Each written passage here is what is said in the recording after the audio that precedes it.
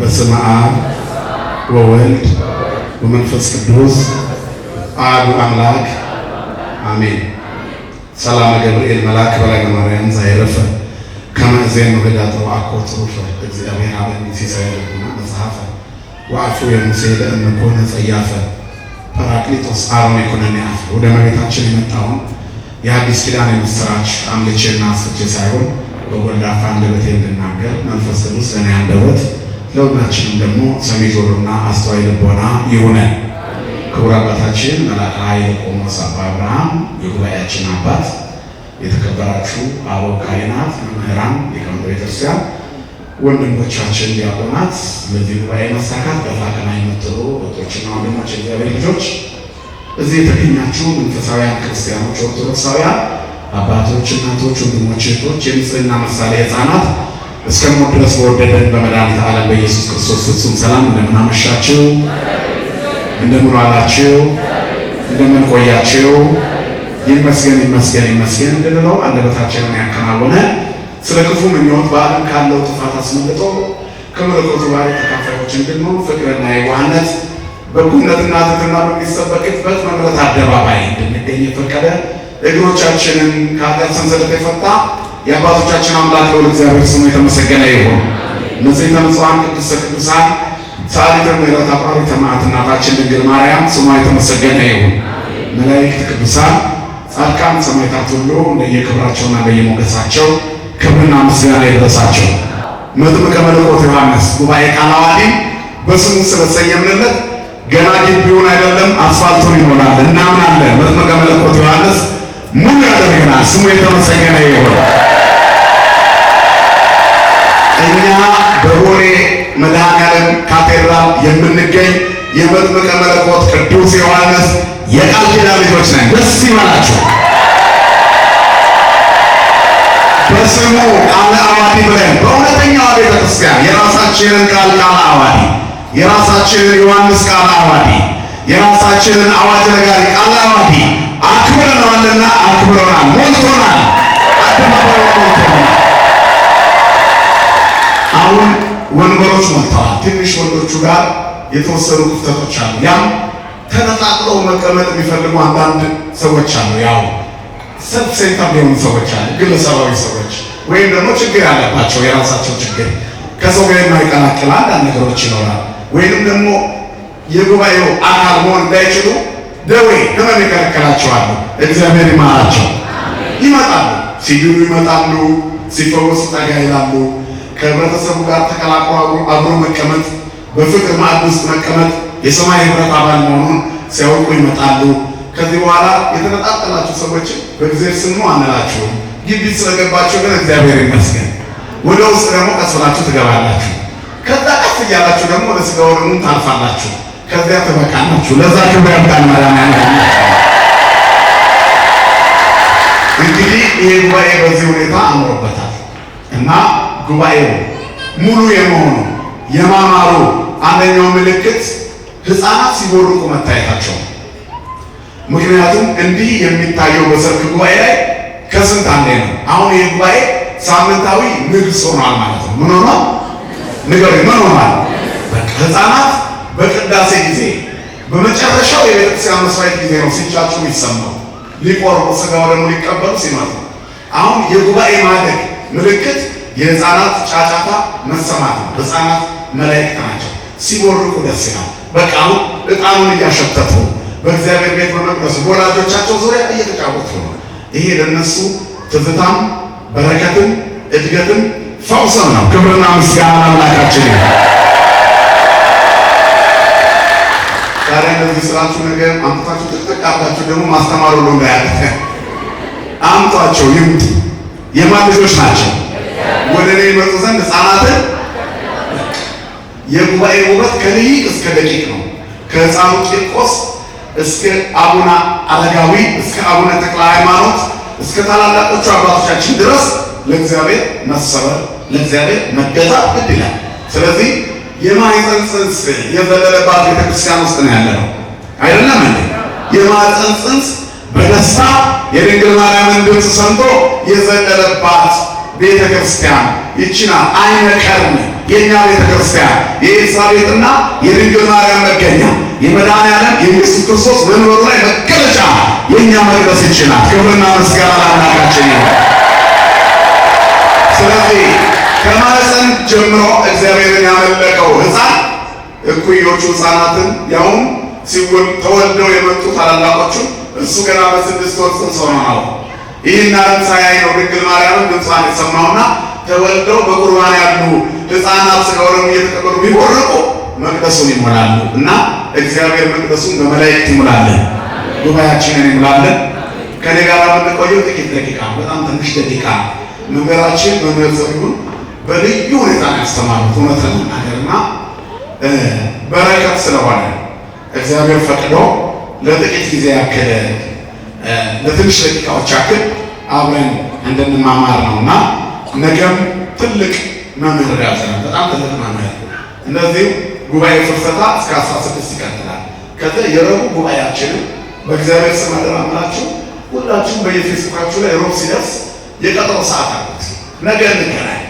ከእኛ ፌስቡክ ላይ ስዕሉን ወስዳችሁ ፖስተሩን የራሳችሁ ላይ ፖስት አድርጉና ነገ ዮሐንስ ጉባኤ ቃለ ዓዋዲ ላይ በጋራ እንገናኝ ያላችሁ ጓደኞቻችሁ ጋር አንደኛ በረከት ነው፣ ትልቅ በረከት ነው። ይህንን ማድረግ ትልቅ ጸጋ ነው።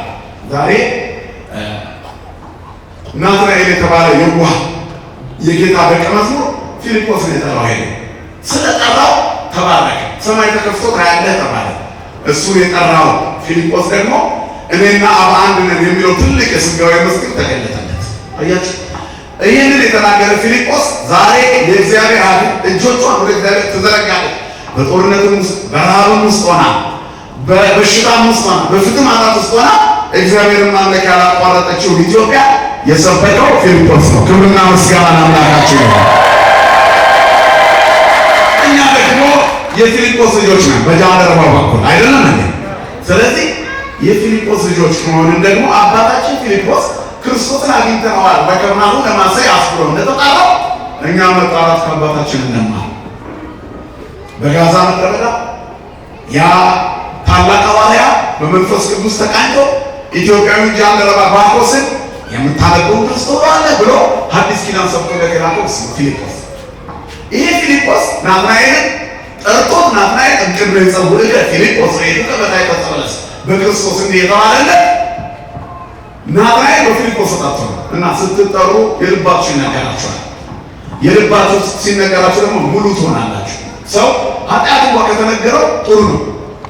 ታማችሁ ሐኪም ቤት ሄዳችሁ በሽታችሁ ሲነገራችሁ ደስ ይላችኋል። በሽታ የለባችሁ እየቆረጠማችሁ እየፈለጣችሁ እያቆራጠጣችሁ ማለት ምንም የለብህም ስትባሉ የበለጠ ያማችኋል። ሰው እያመመው ምንም የለብህም ሲባል የበለጠ ይታመማል። አይደለም እንዴ? በሽታው ሳይታወቅ ሲቀር ህመም ከባድ ነው። ስለዚህ ብዙዎቻችን ታመናል፣ ህመማችንን አናውቀው። ስለዚህ ህመማችንን ለማወቅ በመንፈሳዊ ምርመራ ራሳችንን መፈተን አለብን። አይደለም እንዴ? ራሳችሁን በሃይማኖት ትኖሩ ራሳችሁን ምን አድርጉ ይላል? መርምሩ ይላል። እኔ ማን ነኝ? በእግዚአብሔር ክንድ ነኝ? እግዚአብሔር ከእኔ ጋር ነው ብለን እንፈተናለን። ያን ደግሞ በጥሩ ሁኔታ መዝኖ ጉዳችንን አውቀን ለመለወጥ እንድንችል እግዚአብሔር ጉልበት ይሆናል። እናም ይህንን ለማድረግ ሁላችንም እግዚአብሔር በሰጠን ኃይልና ጸጋ እግዚአብሔር በሰጠን ጥበብ ምስክሮች መሆን አለብን እና ጉባኤ ቃለ ዓዋዲ ጥሩ ትዝቡ ነው። የትም ቤተክርስቲያን እንደዚህ ሞልቶ አይታይም። ቦሌ መድኃኔዓለም በነገራችን ላይ አይሞላም። መቅደሱ ሰፊ ነው፣ ቦታው ሰፊ ነው። የጠላት ኃይል እያረፈበት ሊቃጠልበት ምክንያት ደጀ ሰላሙ አውደ ምሕረቱ ሙሉ ስለሆነ ነው። ክብርና ምስጋና ለአምላካችን ይሁን። ስለዚህ ይሄ መነሻችን እንጂ መድረሻችን አይደለም፣ ግን በየቀኑ እያደግን ነው። ማን ስለሚያሳድገን? እኔ ተከልኩ አጵሎስ አጠጣ፣ ማን ያሳድጋል አለ ቅዱስ ጳውሎስ። እግዚአብሔር ጉባኤያችንን ያሳድገልን። ቤት እንስራ። ሁለተኛ ነገሥት ምዕራፍ 4 ቁጥር 10 ላይ የምናገኘው ኃይለ ቃል ቤት እንስራ። ምን እንስራ? ሁላችሁ ምን እንስራ? ቤት እንስራ። ምን አይነት ቤት ነው የምንሰራው? ምን የሚኮንበት ቤት ነው የምንሰራው? ቤት የመስራት አስፈላጊነቱስ ምንድን ነው? ቤት ማለት ማደሪያ ማለት ነው። ቤተ ሀደረ ከሚለው የግዕዝ ቃል የመጣ ነው። አደረ ማደሪያ፣ ማረፊያ፣ መቆያ። በምድር ላይ የሚገኙ ቤቶች ሁሉ ድንኳኖች ናቸው። ሐዋርያው ቅዱስ ጳውሎስ የምድር ሕይወትን የድንኳን ሕይወት ይለዋል። ቤታችን ለሆነ ጉዳይ ለለቅሶም ይሆናል ለሰርግ ድንኳን ይጣላል። በዛው ይጸናል እንዴ? አይጸናም። ለቅሶም ከሆነ ከ3 ቀን ከ4 ቀን በኋላ ምን ይደረጋል? ይፈርሳል፣ ይነቀላል። ሰርግም ከሆነ ከ1 ቀን በኋላ በሁለተኛው ቀን ምን ይደረጋል? ይነቀላል፣ ይፈርሳል። ድንኳን ነው፣ ቋሚ አይደለም። ድንኳን ማለት ቋሚ ያልሆነ ተንቀሳቃሽ ጊዜያዊ ማደሪያ ማለት ነው። ማደሪያ ነው ይባላል። ስለዚህ ቤት እንስራ፣ ማደሪያ እንስራ የሚል ቃል እናያለን። ለጊዜው የምናየው የነቢይ ማደሪያ መሰራቱን ነው።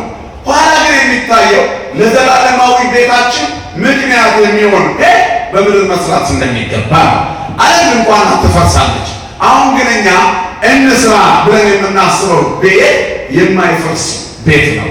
የሰዎች የማይጠበቡበት ቤት እግዚአብሔር በአባቴ ቤት ለእናንተ ያዘጋጀውላችሁ ስፍራ አለ ብሎ የነገረንን ቤት እንሰራዋለን።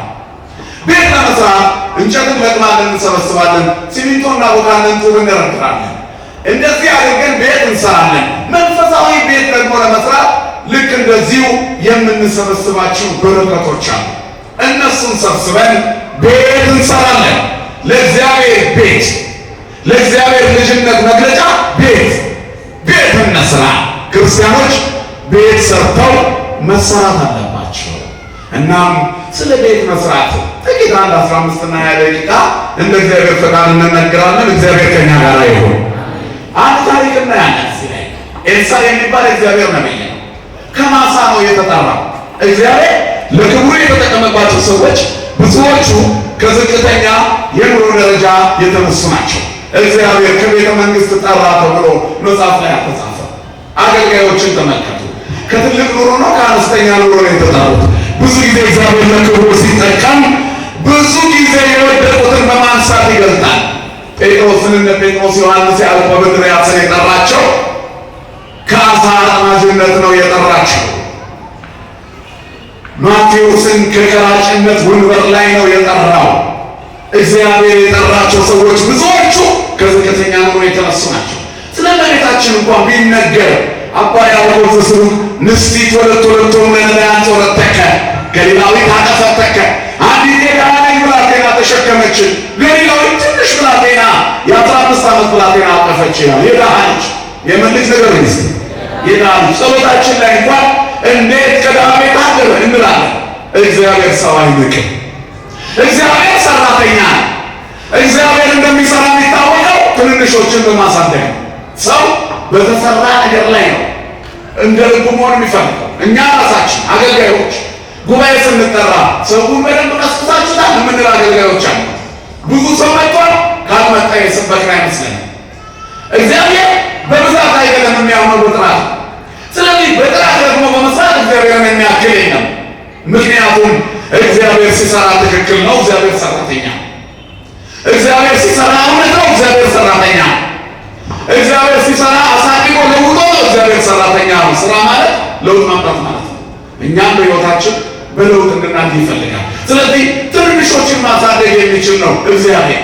ነቢዩ ኤልያስ በመጨረሻው ሰዓት የእሱ የአገልግሎት ሰዓት እንዳለቀ አስቦ ብቻ የቀረው ሲል እግዚአብሔር ምን አለው? ሂድና ኤልሳዕን በአንተ ተተኪነት ቅባው አለ። ለንግስና ገሌ ይሄን ቅባልና ኤልሳዕን ደግሞ ቅባው አለ። ኤልሳዕ 12 ጥማድ በሬዎች ያሉት ገበሬ ነበር።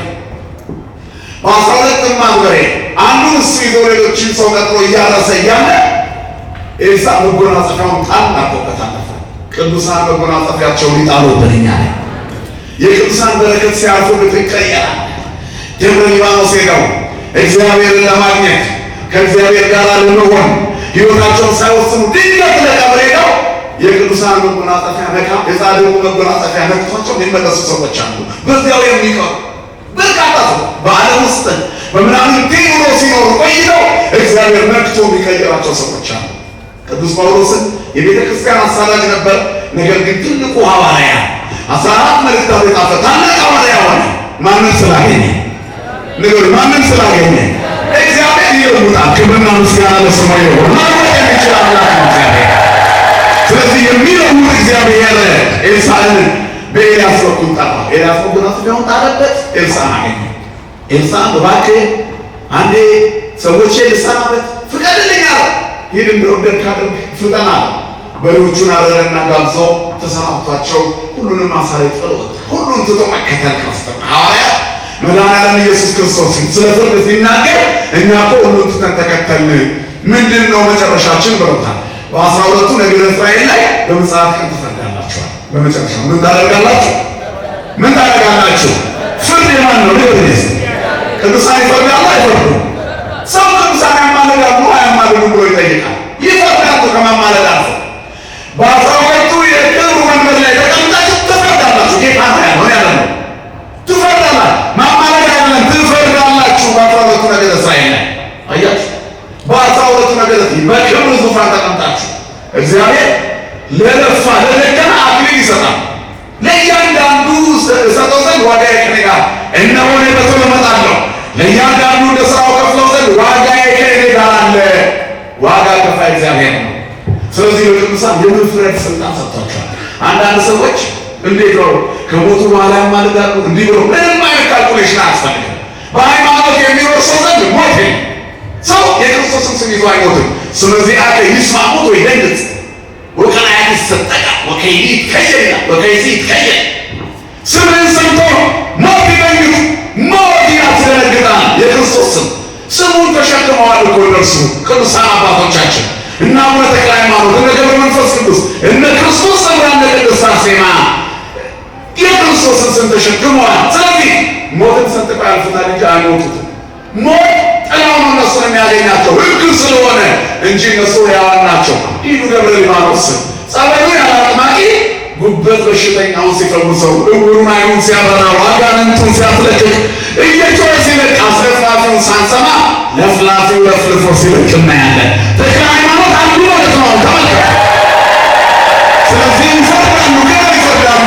በዙፋን ተቀምጠው ይፈርዳሉ። ሰው ሲጠራ እስከ ፍርድ ወንበር ይጠራል፣ ለክብር ይጠራል። ሁሉ ማድረግ የሚችል አምላክ እንዲህ ነው የሚጠራው። ከእግዚአብሔር ጋር ስንሆን ከማማለድ አልፈን ፈራጆች እንሆናለን። ቅዱሳን ስንሆን እግዚአብሔር ለዚህ ክብር ያምጣላችሁ። ስለዚህ እግዚአብሔር ይለውጣል። ይሄ ነገር በልባችሁ መለወጥ የሚችል መቀየር የሚችል ስሙን የያዙ የማይሸነፉበት እግዚአብሔር ኤልሳዕን በትልቅ ክብር ነበር የጠራው። ሁሉን ትቶ ተከተለው። ሐዋርያት ሁሉን ትቶ ተከተለና ሁሉን ትቶ የተከተለ ነቢየ እግዚአብሔር ኤልሳዕ ታላላቅ ተአምራትን እያደረገ ይታይ ነበር። ኤልሳዕ በሕይወትም እያለ ሙት አስነስቷል። ከሞተም በኋላ በአጥንቱ ሙት አስነስቷል። እግዚአብሔር ያዕቆብ ሁሉ አጽንቶ ለጻድቃን እግዚአብሔር የጻድቃንን አጥንቶቻቸውን ይጠብቃል። ሁለተኛ ነገሥት ምዕራፍ 13 ላይ ኤልሳዕ ከሞተ በኋላ የሞዓብ አለቃዎች ሰው ገደሉ። የሞተባቸውን ወስደው በነቢዩ አጠገብ አስቀመጡ። የኤልሳዕ አጥንት ሲነካ ይላል መጽሐፍ ቅዱሱ ያ ሰው ድግ ብሎ ድኖ ቆመ ነው የሚለው። ክብርና ምስጋና ለአምላካችን። ተመልከቱ፣ ኃይል ማለት ይሄ ነው። የክርስትና እርገት ይሄ ነው። ኃይል ውስጥ ኃይል ማሸነፍ የምንችለው ከእግዚአብሔር ጋር ስንሆን። ቅዱሳን እንዲህ ናቸው። አጥንቶቻቸው እንኳ ሳይቀር ይፈውሳል። እግዚአብሔር ሁሉ ጊዜ ይመራሃል፣ ነፍስህን ከመልካም ነገሮች ያጠናል ይላል ኢሳይያስ። አንተም አጥንቶችን ያጠናል ይላል። ያጠናቸዋል አጥንቶችን እግዚአብሔር ሲመራ። አንተም እንደሚጠጣ ገነት ውሃው የማያቋርጥ ፈሳሽ ትሆናለህ። አየሽ፣ እንደሚጠጣ ገነት ትሆኛለሽ። ውሃው የማያቋርጥ ፈሳሽ ቅድስና ከአንቺ ተርፎ ለጎረቤትሽ ይተርፋል። እኛ አናውቀው፣ ኃይል እንዳለን አናውቅም። አሁን እኛ በዕጣኑ ታጥነናል፣ በመዓዛው ታውደናል። እኛ ቤት አጋንንት አይቀርም። ጸሎተ ዕጣን የተደገመበት ጸሎት ተደርጎበት የምንታጠነው በመቅደስ ያለ ጸሎተ ዕጣን ይቅርና ልብ አድርጉ። እንዲሁ በተንተሳለን እንኳን መሄዳችን የእግዚአብሔር መንፈስ ከልብሳችን ጋር አቆየና አሁንማ የዕጣኑ ሽታ መዓዛ ዝማሬውና እልልታው አብሮን ስለሚሄድ ዙሪያችን እንደ ፀሐይ እያበራ አጋንንት ይርቁናል። ለእኛ አይታየንም፣ ለጠላት ግን ክብራችን ይታየዋል። ስለዚህ ገና ከሩቅ አይቶ ይሸሸናል። የማንም ስም ስለያዘ ክብርና ምስጋና ለስሙ የሆነ አባቶቻችን ሰው እግዚአብሔርን ሲይዝ ይለወጣል። እመኑኝ፣ ሌላ ነገር እንዳትነካኩ በጥንቃቄ ወደ ቤት ነው በረከታችሁን ይዛችሁት ምንም ክፉ ነገር ሳትነካኩ። ያኔ እቤት ያለው ደዌ ተነቅሎ ይወጣል። ከእናንተ ጋር እግዚአብሔር ይገባል። ኃጢአተኛ ነሽ፣ ግን እግዚአብሔር አንቺን አይተውሽ። ከደካሞች ጋር ይሰራል እግዚአብሔር። ለክብሩ የሚጠቀመው ደካሞችን በማጠንከር ነው። እግዚአብሔር በሁሉ ይናገራል፣ በአንድም በሌላም ይናገራል።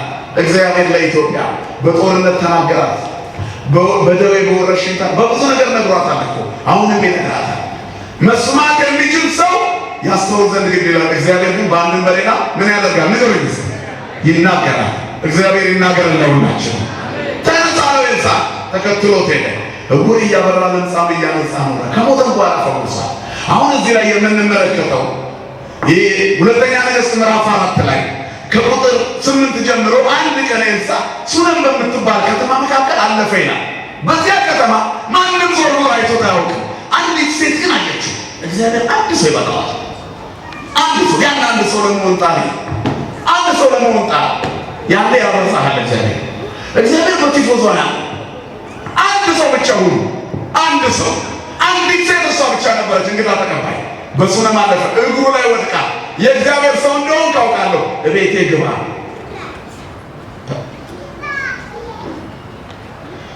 ወዘሰ ገድፋ ነፍሱ ለነፍሱ በእንቲአየ ይረክባያ። ስለኔ አሳልፎ ራሱን የሚሰጥ ነፍሱን አሳልፎ የሚሰጥ ለሞት የሚሰጥ መልሶ ምን ያደርጋታል? ያገኛታል። ስለዚህ ለሞት የሚነዳ ያገኛታል። ቅዱሳን የዚህን ያህል ክብር አላቸው። ዘተወቅፈ ኪያየ ዘሻክሙ ተወቅፈ ኪያየ ተወቅፈ ወዘኪያየ ተወቅፈ ተወቅፎ ዘፈናው እንጂ ወዘተወቅፈ ጻድቀ በስመ ጻድቅ አስበ ጻድቅ ይነስ ዘተወቅፈ ነቢየ በስመ ነቢይ ይነስ አስበ ነቢይ ነው። ነቢይን በነቢይ ስም የሚቀበል የነቢዩን ዋጋ ያገኛል። ጻድቅ በጻድቅ ስም የሚቀበል የጻድቁን ዋጋ ያገኛል።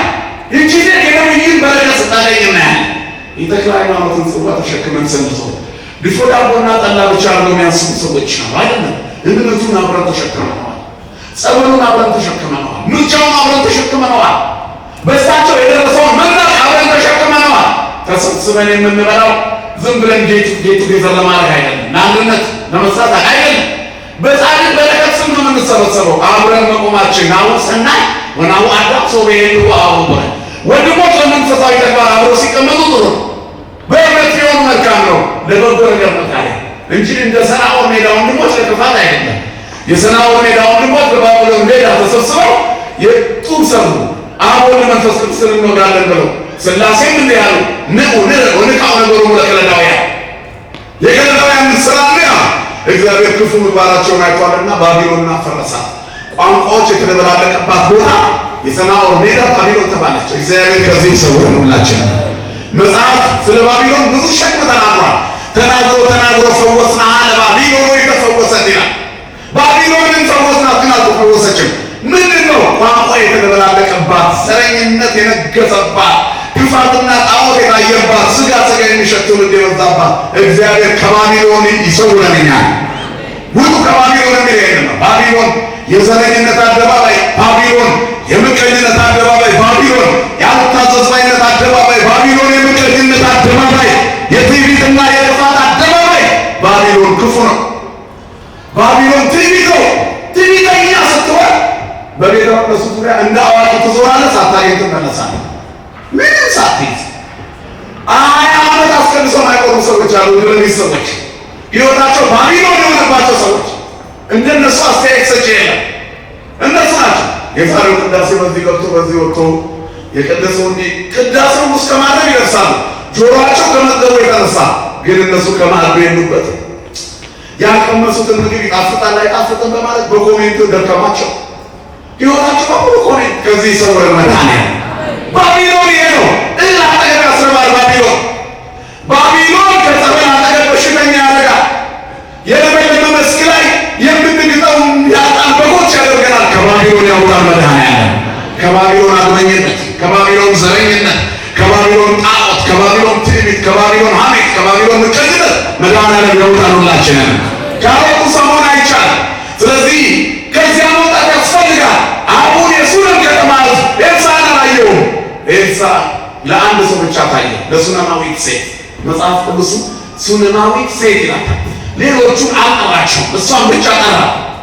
የእግዚአብሔር ሰው ቤቷን ይገባ፣ እርሱም ገባ። እግዚአብሔር ቤታችን ይግባ። ጻድቅ ቤታችን፣ ቅዱስ ሚካኤል ቤታችን ይግባለን። ከዚያ በኋላ ገባ። አሁን ቅዱስ ሚካኤል እንዴት ነው የገባው? የባህራን እናት ቤት እኮ ገብቶ ነበረ። ባለጠጋው ባቢሎናዊ ነበር፣ ንቋት ነበረ። ሚካኤልና ቅዱስ ገብርኤል ገብተው ልጁን አዋለዱት። የትዕቢተኛውን ባለጸጋ ሀብት ይወርሳል። ዛሬ በሃይማኖታችን ምክንያት የሚገፉ ሰዎች እኛ እንወርሳቸዋለን። መጽሐፍ ነው የሚለው የረገጥከውን ምድር ትወርሰዋለህ ይላል። ክብርና ምስጋና ለስሙ ይሁን። በሃይማኖት የማይወረስ የለም። ምክንያቱም መከራን የምናልፍበት ትዕግስት ማን ሰጥቶናል? እግዚአብሔር። የእግዚአብሔር ሰው መሆን ይሄ የእግዚአብሔር ሰው መሆን ማለት ሁሌ በልባቸው ያሉት አንድን ምዕመን ሀሳቡን ከቁሳቁስ ያወጣዋል። ከቁሳቁስ ምድር ላይ ካሉ ተጨባጭ ከሚታዩ ከሚዳሰሱ ግን ከሚያልቁ ነገሮች ይለያል። የእግዚአብሔር ሰው ስትሆን ወንድሜ ውጣ፣ የእግዚአብሔር ሰው ሆነ ውጣ ካለበት ይወስ ራስህን ይወስ ሙሉ ቀን ስንት ሰው ስታማ ውለሃል? ስንት ሰው ላይ ስታሚ ውለሻል? ስንት ክፉ ነገር መልሰሻል? ጀግንነት ልብሽን ያረቃው ሰው በመሳደብሽ ነው? በመመላለስሽ ነው? ወይስ በይቅርታ ልብሽ ነው? ክርስቲያን የተሸነፈ መስሎ ያሸነፈ ነው። ብዙ ጊዜ ክርስቲያን ዓለም የረገጠችው ይመስላታል። ከታች ሆኖ እንዳትናወጥ የሚይዛት ክርስቲያን ነው። ዛሬ ኢትዮጵያ ውስጥ የገባውን በሽታ እንዳይነቃነቅ የያዘው የተረገጠው የኦርቶዶክስ ክርስትና ነው። እመኑ። ይህንን ማለት የተናቀው የኦርቶዶክስ ክርስትና ዛሬ የሀገሪቱ ድርና ማግ የተወጠረው እዚች ቤተክርስቲያን ላይ። ሌላው ግለሰባዊ ሩጫ ነው የሚሮጠው። እኛ እንዲሮጠን አናውቅም። ሀገር ይዘን ነው የምንሮጠው። ሀገር ከሌለ መኖር አይቻልም እንላለን። በቅዳሴያችን ላይ እቀብ ህዝባ ወሰራዊታ ለሀገሪቱ ለኢትዮጵያ ሰራዊቶቹ ድንበር የሚጠብቀው እየወደቀ ያለው እየሞተ ያለው አሁን ደግሞ በሚያሳዝን አሸናፊ በሌለበት የእርስ በርስ ጦርነት ውስጥ የሚማቅቀውን ወታደር ህዝባችንን በጸሎት የምናስብ እኛ ብቻ ነን። እግዚአብሔር ይመስገን። እኛ በጣም ተመጣ። ምክንያቱም ይሄ ድርሰት አይደለም። እኔ ደካማ ነኝ። ቅዱሳን በደረሱት ድርሰት የወንድማማች ጸብ ነው። እግዚአብሔር ያበርድልን። አሸናፊና ተሸናፊ የሌለበት አብረን የምንኖረው እዛ የተወለዱ ወንድሞቻችን ከኛ ጋር አይደል ያሉት? ምን ቀድሰው አብረን ምን ሰብከው አብረን ይሄው ማጠንቱን ምን ታጠነው አብረን የምንጸልየው አብረን ማታ እንገባና ዜና ስንከፍት ግን በሁለት ቡድን ከዚህ ይሰውረን ማለት የወንድማማች ያቤልና የቃየል ሰው ተመልከቱ። ሁለት ወንድማማቾች ምን አለ አብረው የሚመለሱ አንዱ የሄዱ አንዱ ቀረ። ክሌቱ አው መንገረ ቀላያት ወረዱ የሚል ቀን ያለ ይደው ቀን የአባቶቻችን አሃሉ ተመይጠው ተመይጣሃሉ ወንዝ እንውረድ ብሎ ወንድሙ ገደለው። ከዚህ ይሰውረን መድኃኒዓለም። ሕይወት እንዲያደርግ ሕይወት ፍቅር ነው። ብቻ እግዚአብሔር የኢትዮጵያን ታሪክ ይቀይራል። የእብድ ገላጋይ ድንጋይ ያቀብላል ነው ዱላ ያቀብላል እንዲሉ የሚያገላግሉ መስለው የባሰ የሚያጣሉን ደግሞ ምዕራባውያን በስተዋል። ፍቅሩ እንዳይመጣ የአንድ ወገን ሆኖ ለማስታረቅ መምጣት አይቻልም። የሁለቱም ወገን ሆኖ ግን በዳኝነት አንተንቶ የሚል ሽማግሌ ጠፋ። እግዚአብሔር ይሸንግላት ኢትዮጵያ የእሷ ናት። አሁን ኢትዮጵያ ብለን የምንጸልየው እኛ ነን። ሙሉ ቀን የምንጸልየው ጸልዩ በእንተ ሀገር የሚጸሎት ያላት ቤተክርስቲያን ናት። አይደለም እንደ ወገኖቼ እግዚአብሔር ሰላም ያምጣልን ለሁላችን። ስለ ሀገር ሁሉ የምትጸልይ ይህች ቤተክርስቲያን ናት። የተቀረጸ ጸሎት አላት። 3000 ዓመት የቆየ ጸሎታችን ይሄ ነው። ስለ ሀገር መጸለይ፣ ስለ ዓለም መጸለይ በእንተ ቅድሳት አስቡ። ስለ ዓለም ሁሉ እግዚአብሔር ማሰብን ያስቀድም ዘንድ ለእያንዳንዱ ያማረውን የሚሻለውን ያስብ ዘንድ ስለ ዓለም ሁሉ እንጸልያለን ትላለች ቅዳሴ ላይ በእንተ ቅድሳት። ትልቁ ጸሎት ስግዱ ተብሎ ሰምታችሁ ስለ ዓለም ሁሉ ስለ ጂንካና አሜሪካ፣ ስለ ስዊድንና ሱዳን፣ ስለ ሁሉ ስለ ቻይናና ኢንዲያ፣ ስለ ዓለም ሁሉ እግዚአብሔር ያማረውን ስተውላት ጸልያለች። እቺ ምስኪን ቤተክርስቲያን የተናቀ ድሃ ሀገር ውስጥ ያለች ግን እግዚአብሔር ክብሩን የገለጠባት ኮሮናን ተረት ያደረገባት አስፈሪውን ሰይፍ ቄጠማ ያደረገባት ሞት እየተማረከልን በሕይወት ሕዝቦቿን ያኖርባት እቺ ቤተክርስቲያን ናት። እግዚአብሔር የሚጎበኛት እዚህ ውስጥ ነው የምንሰራው። የሰማይ ቤታችን የምንሰራባት ቤታችን ይቺ ናት። ግልጽ ማለት የሰማይ ቤት መስራችን የዓለም ምሳሌ ትትኔሰል በጽርሐ ዘላይሉ ቤተክርስቲያን ትትኔሰል በጽርሐ ዘላይሉ ወቅድስት ድንግል በሰረገላ እሳት ላይ ዘውሩ ኪሩቤል የሚሸከሙት በእሳት ሰረገላ በሰማይ ያለው የልዩ ዙፋን ምሳሌ ኦርቶዶክስ ተዋሕዶ ቤተክርስቲያናችን ናት። ክብርና ምስጋና ለአምላካችን ይሁን። በዚህ ነው ዘመንኛ ያለን ኃይል የሆነ በዚህ ነው ክፉ ዘመን እያለፍን ያለነው በዚህ ነው። በዚህ ምሳሌ አያት በዚህ ያለፍን ደቂቅ ነው ማለት ስለዚህ ቀላል አይደለም። ሰው ለስጋና ደም ይወጣል ቤተክርስቲያን ውስጥ ኪሳራ ነው። ለሰማዩ ለቁርባኑ መቼ ነው የምቆርበው ስጋው ደግሞ የምቀበለው? ነጩን ለብሼ በእግዚአብሔር ፊት ሰማይ እየሸጠቱ ነው ማለት እግዚአብሔር ሞገስ ይሆናልላቸው። ከዚያ በኋላ የእግዚአብሔር ነቢይ ገባና ቤቱን ባረከላት። ከባረከላት በኋላ ለባሏ ምን አለች? ይሄ ሰው የእግዚአብሔር ሰው ነው። አሁን ቤታችን ገብቷል። ባለፈ ቁጥር ተመላላሽ የእግዚአብሔር አገልጋይ ነው፣ ነቢይ ነውና ከአንዱ ሀገር ወደ አንዱ ሀገር እየሄደ እግዚአብሔር እንዲህ ይላል እያለ የሚናገር የሚያስተምር ነውና ሲመጣ የሚያርፍበት ትንሽ ቤት እንስራ። ምን እንስራ? ቤት። አሁን ዓለም የተቸገረው ይህንን ነው። ይህንን የተቸገረው እኛ ለቅዱሳን ቤት ስንሰራ መጽሐፍ ቅዱሳዊ የማይመስላቸው ሰዎች ነው። ቤት እግዚአብሔር እንኳን ለተክለ ሃይማኖት ምሳሌ ቤት ቀርቶ የእኛም ቤት የማን ቤት ነው? ነገር የማን ቤት ነው? ቤት እግዚአብሔር ነው። ምድር ላይ ያለው ሌላውማ ድንኳን ነው፣ ፈራሽ ነው። ዓለም ራሷ ድንኳንና ፈራሽ ናት። ቤት ግን የማን ነው? የእግዚአብሔር ነው። አያችሁ፣ የእግዚአብሔር ነው። ስለዚህ በቅዱሳን ስም ብንሰራ እንኳን የማን ቤት ነው? ቤት የእግዚአብሔር ቤት። ቤት እግዚአብሔር ነው። አልገባቸውም ግን ለተክለ ሃይማኖት ቤት ስንሰራ አልገባቸውም። ለአቡነ ገብረ መንፈስ ቅዱስ ቤት ስንሰራ አልገባቸውም። በሰገነቱ ላይ ለእግዚአብሔር ሰው ቤት እንስራ፣ ለእኛ የሚጸልይበት ቤት፣ እግዚአብሔርን የሚያመልክበት ቤት፣ በስሙ እንስራለት። ቤት ሰሩለት። ቤታቸው ቆየ። መሀል ነበረች። ምን ትፈልጊያለሽ? ለሀገረ ገዥው ልንገርልሽ፣ ነቢያት ይሰሙ ነበርና ኧረ እኔ በዘመዶቼ መካከል ሙሉ ነኝ፣ ምን ይሻላታል? የኤልሳዕ ሎሌ ልጅ እኮ የላትም አለ። ነይ። ይገርማቸዋል። ኤልሳዕ ጸለየ የሚል የለም መጽሐፉ ላይ። ወዲያው ጠራትና የዛሬ ዓመት ልጅ አለሽ አላት። ክብርና ምስጋና ለአምላካችን ይሁን። እግዚአብሔር በፍቅር ይታዘዛል። በምን ይታዘዛል? በፍቅር እንደሚያደርግ ያውቃል። አምላኬ ሆይ ልጅ ስጣት አላለ። ኤልሳዕ የእግዚአብሔር ሰው ነው። ከእሷ የሚያወጣው ቃል ሁሉ የማን ነው? ስትለወጥ ቃልህ ጠባይ።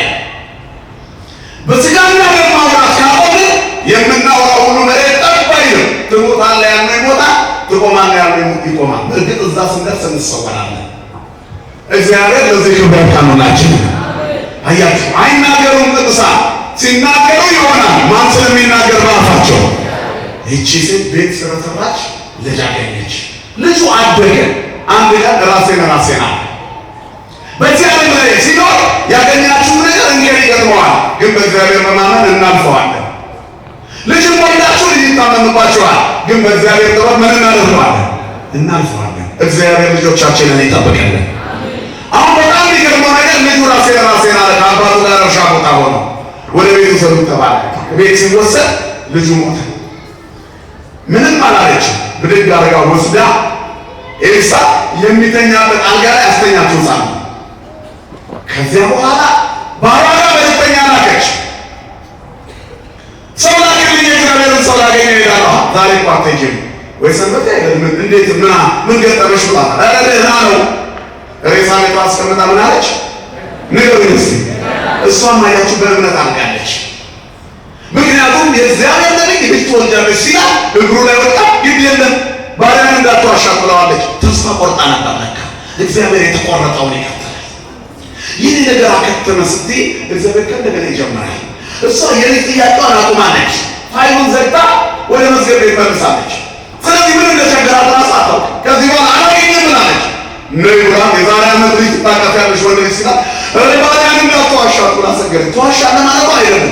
ሊሆን የማይችል ነገር እንዴት ትናገራለህ ነው። በጊዜው ታየዋለች። ተነሻላት። በጊዜው አየችው። እግዚአብሔር ይናገር። እኛ ቤት ባካችሁ ለኢትዮጵያ እግዚአብሔር ይናገርላት። ችግሩ እንዲወገድ፣ እሳቱ እንዲጠፋ፣ በጦርነቱ እገሌ አሸነፈ ተሸነፈ ሳይባል እግዚአብሔር አሸነፈ ለማለት ያብቃል። በፍቅር ልንኖር፣ በአንድነት ልንኖር የሚያምርብን ይህን ያህል ሰው ሞተ ማለት አይደለም። ሰው ሞተ ብሎ ማዘን እንጂ የኛ እኮ ነው። እናንተ የሚሞተው ሁሉ እስቲ ማንኛ ወታደሩ ሲመጣ ደሳላ ላይ ብትሉ ደሳላ የሚል ይመስላችኋል? አንድ ቋንቋ የሚናገር አንድ ቀለም ያለው ወንድሙ ተርፎ ሲመጣ እንኳን ነው እየደማ ባልሆነና ደስ በማይል ሁኔታ ወንድሜ ጋር ይላል። ከዛም ክፍል ያለው በጠየቁት ጀግናው የሚል ይመስላል። ጀግና ነን ብሎ የሚፎክሩት ፌስቡክ ላይ ያሉት ናቸው። በርገራቸውን እየጋጡ በጁሳቸው እያላመጡ ምንም ችግር የለባቸውም። ለነሱ ዳቦ የመቁረስ ያክል ነው የሰሩት። ግን ነው በኢንተርኔት አሜሪካ ስለተቀመጡ አውስትራሊያ ስለሆነ አመጡ ወይ ፈርድ የሆነ ሁሉ በከመ ምግባሩ አዋጊ ሁሉ ያለ ገላጋይ የሚወጋበት ዘመን ይመጣል። ማን ሲናገር እግዚአብሔር ሲሰራ፣ አንተ ግን ቡድን ለይተህ ያሸነፈ ተሸነፈ አትበል። ሰይጣን ብቻ ይሸነፍ፣ ሞት ይሸነፍ። ስለዚህ አለ ይስማ ሞት ወይ ደንግጥ ከዚህ ይቀየር ነው ከዚህ ይሸነፍ። በእግዚአብሔር ስም ሞት ይደንግጥ፣ ሞትን ይገድልን መድኃኒዓለም። አያችሁ ይሄ ነው የክርስቲያን ጸሎት ነው። ስለዚህ እግዚአብሔር ሲናገር ለውጥ ይመጣል። እግዚአብሔር ተናገረ። ቤዛ አንደበት ልጅ አገኘች፣ ልጇ ሞተባት።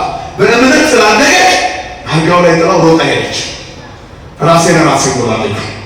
ከዛ በቅሏን ጭና አህያዋን አዘጋጅታ አብሯት ያለውን ሰው ቶሎ ቶሎ እንዳው አለች። ቶሎ ፍጠን። ከዛ ሄዳ ባሪያን አትዋሻት ብያል ነበር። በጣም ሊከለክላት ፈለገ። ሳሎሬ ታዋል ነፍሷ አዝናለች። ይሄን ግን እግዚአብሔር ለኔ ያገለጠልኝ ምን ሆነሽ ነው አለ። እንዲህ ብለኛል ነበር ልጄ ሞታለች። ገባ ይሳ ሲገባ የሷን ጋር ይጣሙ ሞቶ ተኝቷል። 7 ጊዜ አፉን በአፉ አፍንጫውን በአፍንጫው ላይ ያደረገ የቅድስና ትንፋሽ ተነፈሰበት። ከዛም 7 ጊዜ ያደረገ በመጨረሻ ጸለየና አቤቱ እግዚአብሔር ሆይ የዚህ ልጅ ነፍስ ወደ ብላቴናው ትመለስ ብሎ እግዚአብሔርን ተናገረ። እግዚአብሔርን የነብዩን ድምፅ ሰማና የሞት ታሪክ ተቀየረ። ነይና ልጅ ሽሩ ሰጅዋ ወንድሜ ቤት ስራ የሞተ ልጅ ይነሳል። ቤት ስራ የሞተ ልብ ይነሳል። ቤት ስሪ ተስፋ የቆረጥሽበት ነገር እንደገና ይለመልማል። ለእግዚአብሔር ቤት ስሪ። መንፈሳዊ ቤት፣ የቅድስና ቤት፣ የንስሐ ቤት፣ የሥጋው ቤት መስራት ማለት መሰራት ማለት ነው። ሐዋርያው ቅዱስ ጳውሎስ መንፈሳዊ ቤት ተሰሩ ይላል። ምን በሉ ይላል? መንፈሳዊ ቤት ተሰሩ። ክርስቲያኖች የእግዚአብሔር ቤት ናቸው። እስቲ ቤት እንስራ፣ እኛ እንሰራ፣ በንስሐ እንሰራ፣ እግዚአብሔርን ደስ በሚያሰኝ ቅርጽ እንሰራ። ያኔ ሙሉ እንሆናለን። የእግዚአብሔርን ቤት መስራት ከራስ ይጀምራል።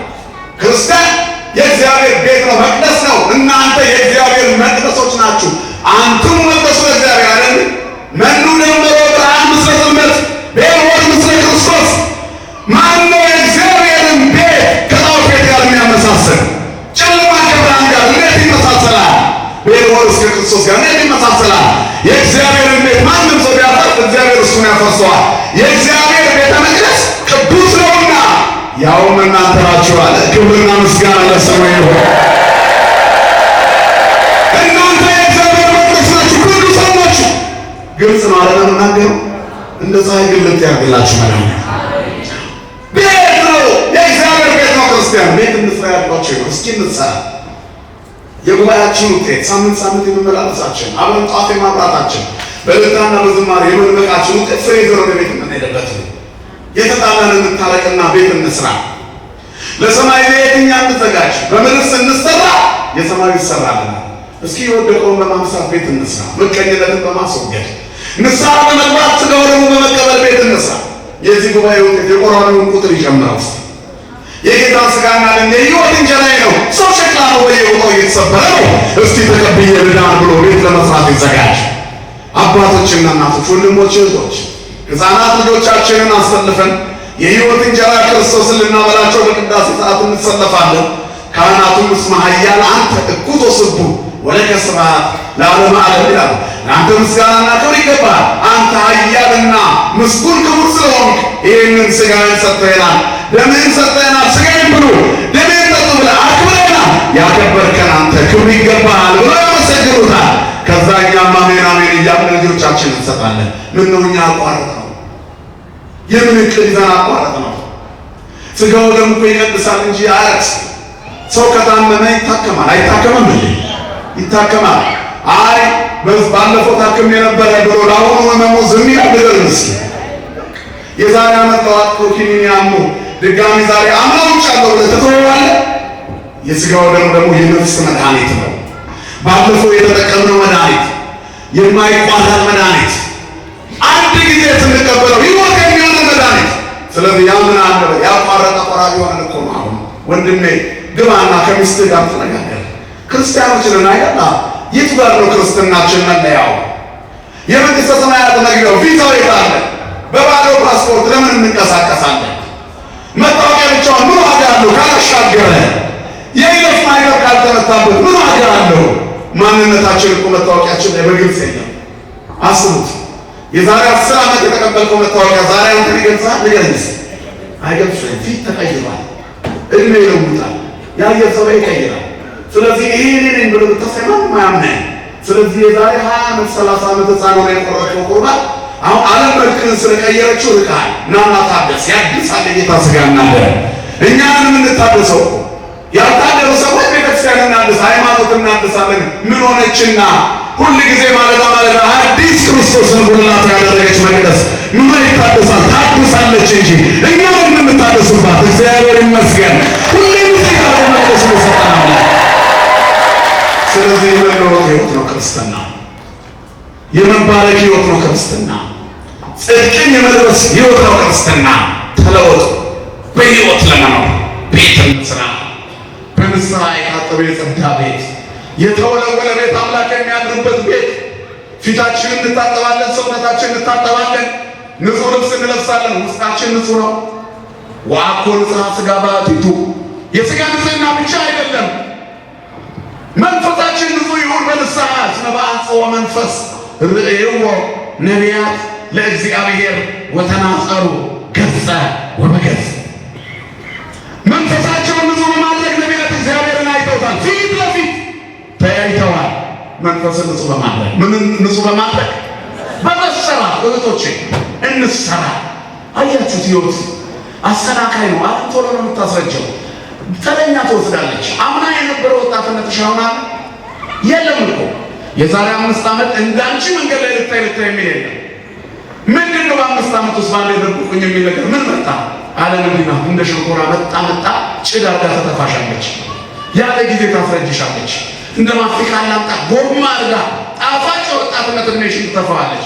በእግዚአብሔር ዓለም ግን እርጅና የለም። እንደ ንስር እያደሰሽ ለዘላለም የሚያውለበልብ የሚያንጸባርቅ ሰብዕና ሰጥቶ ከፍ ከፍ የሚያደርግ አምላክሽ ታማኝ ነው። ክብርና ምስጋና ለስሙ ይሁን። በልባችሁ መታደስ ተለወጡ ማለት በስጋው ደግሞ ሁሉ ጊዜ ወደ እግዚአብሔር ቅረቡ ነው። ብርሃን የሚሰጥ እግዚአብሔር፣ ሕይወት የሚሰጥ እግዚአብሔር ይህንን ነው። እንስራ ልጅ ቤት ሰራች፣ ልጅ አገኘች። ልጇ ታመመባት፣ እንደገና ልጇ ደግሞ ዳነላት። ቤተ ክርስቲያናችን እንዲህ ናት። ቤት እንስራ፣ ለቅዱሳን ቤት እንስራ፣ ለተክለ ሃይማኖት ቤት እንስራ።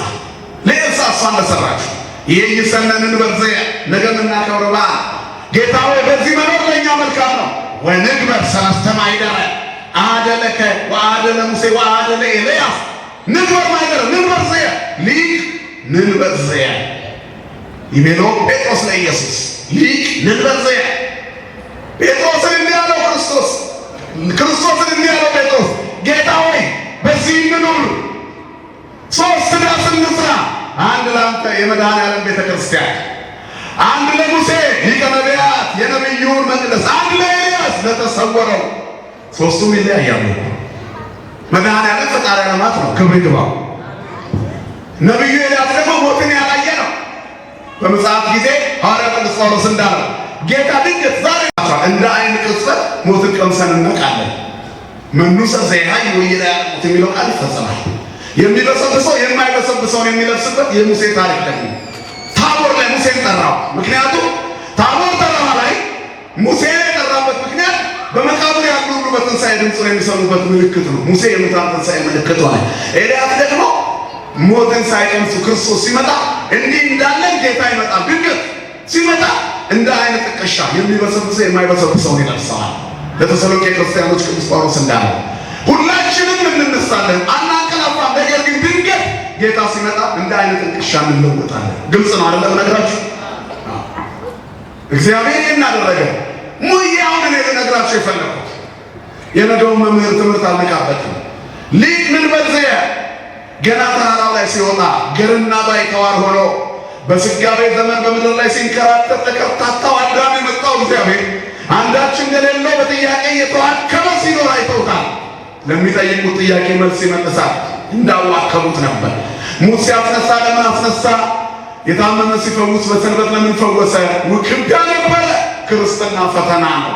ድሉ ግን የኛ ነው። ማን ስላለ ከኛ ጋር? መድኃኒዓለም የኖረው ኑሮ ኦርቶዶክስ እየኖረች ያለችው። መድኃኒዓለም በስጋው የኖረው ኦርቶዶክስ እየኖረች ነው።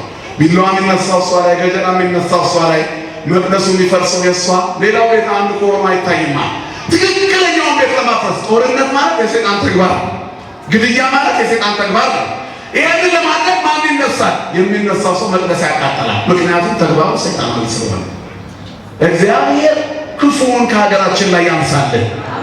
አያችሁ። ስለዚህ ሁሉ ጊዜ ይህን ሁሉ ነገር ያዩ ነበረ። እንዲህ ገርና ባይተዋር ሆኖ በምድር ላይ ያዩት ጌታ ታቦር ተራራ ላይ ተለወጠ። ወተወለጠ ራእዩ ቅድሜሆሙ ወአብርሃ ገጹ ከመ ብርሃን ወአልባሲሁኒ ኮነ ጻዕዳ ከመ በረድ ወንዘ አስተርአዮሙ ሙሴ ወኤልያስ ወንዘ ይትናገሩ ምስሌሁ። ከእሱ ጋር ሲነጋገሩ ሙሴና ኤልያስ ታዩ። ልብሱ እንደ በረዶ ነጭ ሆነ፣ ፊቱ እንደ ፀሐይ አበራ። እግዚአብሔር የማይጠልቀው ፀሐይ ነው። ፀሐይ ጽድቅ አርያማዊ ዘበንጽ መርአዊ ውእቱ ኢየሱስ ክርስቶስ። በአርያም ያለ ፀሐይ የንጽሕና ሙሽራ፣ ፀሐይን ገብታ እንድትጠልቅ የሚያደርጋት ወጥታ እንድትገባ የሚያደርግ እሱ ግን የፀሐዮች ሁሉ ፀሐይ፣ የደመቀው ብርሃን፣ ጨለማን የሚያሸንፍ ጽልመት የማይደርስበት ወጽልመትን ይረክበው ጨለማ የማይቀርበው ብርሃን ክርስቶስ ኢየሱስ የድንግል ልጅ መድኃኒዓለም ክብርና ምስጋና ለስሙ ይሁን። በታቦር ተራራ ላይ አንጸባረቀ፣ በክብር ከፍ ከፍ አለ። ይህንን ያዩ እነ ጴጥሮስ ደንግጠው ወደቁ። ሙሴ መቃብሬ ትሻለኛለች አለ። ኤልያስም ተራዬ እስኪደርስ ሞትን የምቀምስበት ዘመን እስኪመጣ እሄዳለሁ ከብሔረ ሕያዋን። ከዛ ጴጥሮስ ተናገረ፣ ሊቅ ንድወር ዜነ ጌታ ሆይ በዚህ ንኑር ወንግበር ሰለስተ ማኅደረ፣ ሶስት ዳስ እንስራ፣ ሶስት ቤት እንስራ። አሐደ ለመድኃኒዓለም እናቅደስ ወአሐደ ለኤልያስ፣ ለኤልያስ አንድ መቅደስ እንስራ፣ ለሙሴ አንድ እንስራ፣ ሱነማይታ ለኤልሳ እንስራ እንዳለችው ለቅዱሳን እንስራ። እኛም ለአርሴማ ቤት እንሰራለን። ማን የሚያድርበት ቤት? ቃል ኪዳኑ ለማን ነው? ለቅድስት አርሴማ። የቤቱ ባለቤት ማን ነው? ኢሳይያስ 53 ላይ ምን ይላል? በቤቴ 58 ላይ በቤቴና በቅጥሬ ለልጅ ልጆች የሚሆን የማይጠፋ ስም እሰጣቸዋለሁ። ለማን? ለታመኑ ቅዱሳኖቼ፣ ጃንደረቦቼ። ጃንደረባ ማለት ታማኝ ማለት ነው፣ ሁለንተናውን የሰጠ። ስለዚህ ለታማኞች ቅዱሳን የማይጠፋ ስም እሰጣቸዋለሁ አለ። ይኸው የመጥምቁ ዮሐንስ ቤተ መቅደስ በስሙ ጽላት፣ ግን ጽላቱ ላይ ዮሐንስ ጽላት ይባል እንጂ አልፋ ወኦሜጋ የሚጻፈው አልፋና ኦሜጋ የሆነ የክርስቶስ ስም ነው። የሚፈተተው የክርስቶስ ሥጋና ደም ነው። ኤልሳ ቤት ይሰጠው የተባለው የእግዚአብሔር ሰው ስለሆነ ነው። ቅዱሳንን የምናከብራቸው የእግዚአብሔር ሰዎች ስለሆኑ ነው። እኛም ቤት እንስራ የምለው የእግዚአብሔር ሰው ለመሆን ነው። ቤት ሆነን ለመሰራት እግዚአብሔር ያብቃል። ለሥጋው ደግሞ ክብር ያብቃል። ይቆየን። ወስብሐት ለእግዚአብሔር።